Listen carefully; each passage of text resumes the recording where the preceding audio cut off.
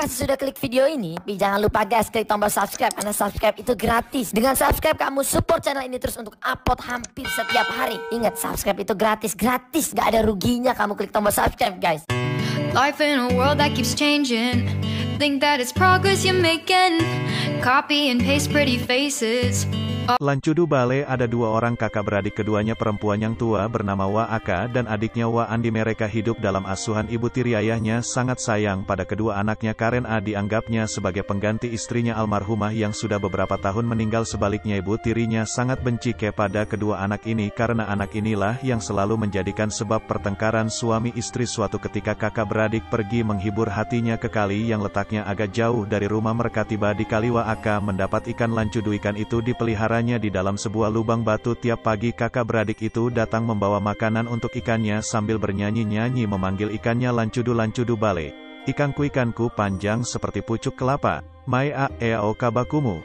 Marilah kemari mengambil oleh-olehmu. Itulah kerja kakak beradik. Setiap hari mereka selalu pergi mengantar makanan untuk ikannya. Lama-kelamaan besarlah ikan lancudu itu. Ayah dan ibu tirinya memperhatikan kelakuan kedua anaknya, terutama ibu tirinya bertanya-tanya dalam hati apa gerangan yang dikerjakan setiap pagi kedua anak tirinya itu. Sudah sering ayah dan ibu tirinya mendengar kabar bahwa kedua anaknya memelihara ikan di dalam sebuah lubang batu dan ikan itu sudah besar. Oleh karena adanya berita itu, ayah Wa Aka mengambil kapaknya lalu pergi ke sungai mencari ikan yang dipelihara oleh kedua anaknya itu. Setibanya di sungai, ia mencari lubang batu dan dilihatnya ada ikan di dalamnya. Ia tidak berpikir panjang lagi. Di kapaknya ikan itu kemudian pulang ke Rurna. Tiba di Rurna, ikan itu dirnasak oleh istrinya. Setelah ernasak, ikan itu dirnakannya berdua dengan lahapnya sehingga yang tersisa hanya tulang-tulangnya. Setelah ayah dan ibu tirinya selesai ernakan, datanglah Wa Aka renen bereskan piring. Tiba-tiba Wa Aka lihat ada tulang-tulang ikan berserakan. Diambilnya lalu disembunyikannya di bawah dapur. Keesokan harinya, kedua kakak beradik itu pergi lagi ke sungai. Renen bawa ernakanan untuk ikannya. Sudah lama ia bernyanyi-nyanyi, menanggil ikan kesayangannya, tetapi ikan kesayangannya itu tidak juga muncul.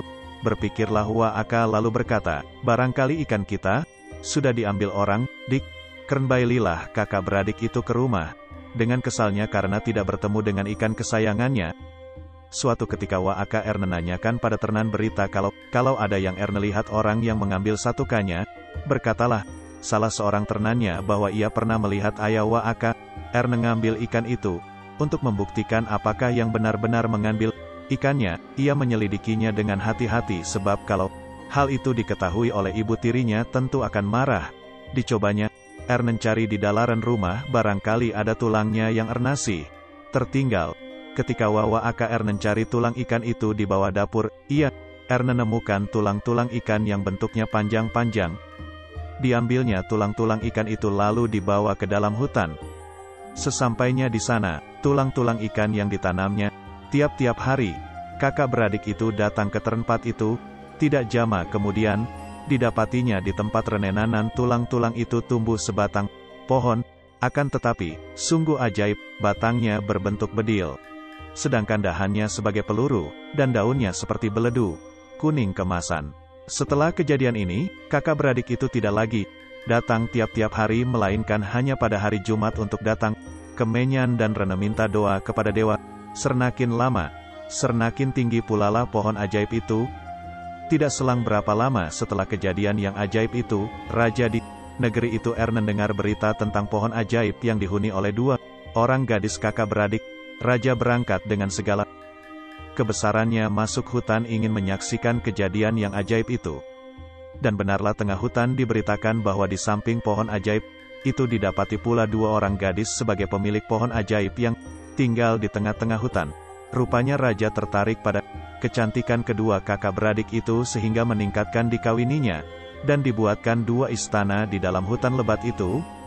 Mulai saat itu, Wa Aka dan Wa Andi hidup dalam kemegahan dan kemewahan, penuh kebesaran dan keagungan, dan memiliki harta kekayaan yang dikompilasi limpah. Semenjak penghapusan dikawini oleh raja, tidak pernah lagi mereka kembali ke rumah. Beberapa lama kemudian, tersiarlah berita dalam negeri asal kakak beradik itu bahwa di hutan sana hidup seorang raja dengan dua orang permaisurinya dalam mahligai yang penuh dengan harta kekayaan dan kemuliaan. Pada waktu itu juga kebetulan penghidupan kedua orang tua Wa Aka itu sangat sengsara dan melarat. Berangkatlah ayah dan ibu tiri Wa Aka mencari kedua anaknya, masuk hutan keluar hutan. Jika kedua orang tua bertemu dengan seseorang, ditanyanya kalau melihat dua orang perempuan kakak perempuan beradik. Salah seorang berkatalah yang ditanya bahwa ia melihat ada kakak perempuan yang beradik, tetapi melainkan adalah permaisuri raja di negerinya, dan tinggal di tengah-tengah hutan rimba. Bertambah bersemangatlah ayah Wa Aka menuju ke hutan. Setibanya di depan pekarangan istana, mereka minta izin untuk bertemu dengan permaisuri, dan mereka mengaku orang tua permaisuri. Penjaga istana terkejut. Hal itu disampaikan juga kepada Baginda dan permaisuri, bahwa ada tamu sedang menunggu di luar. Mereka berdua mengaku orang tua permaisuri. Mendengar berita ini Baginda bersama kedua permaisuri heran. Ia tetap memerintahkan supaya tamu itu dipersilakan masuk ke istana. Sewaktu permaisuri melihatnya, diakuinya bahwa kedua orang itu memang orang tuanya, dan ia pun terlari merangkul ayah dan ibunya.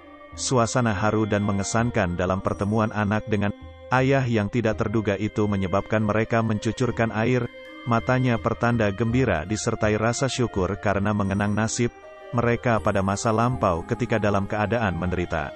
Disediakanlah tempat tinggal yang khusus bagi kedua orang tuanya. Setelah tinggal beberapa bulan, ayah dan ibu tirinya bermaksud hendak pulang ke kampungnya. Diberikanlah bekal dan uang secukupnya untuk kelanjutan hidup kedua orang tuanya. Demikianlah hati Wa Aka dan Wa Andi yang tabah menghadapi segala cobaan serta dengan penuh rasa kepatuhan, baik kepada ayahnya maupun ibu tirinya. Kedua anak itu tidak terpikirkan untuk mendendam, dan sekarang hidup dengan segala kesenangan dalam istananya sebagai permaisuri raja yang adil lagi bijaksana. Demikianlah cerita kakak beradik Wa Aka dan Wa Andi yang berpangkal pada ikan Jancudu Bale. Sekian.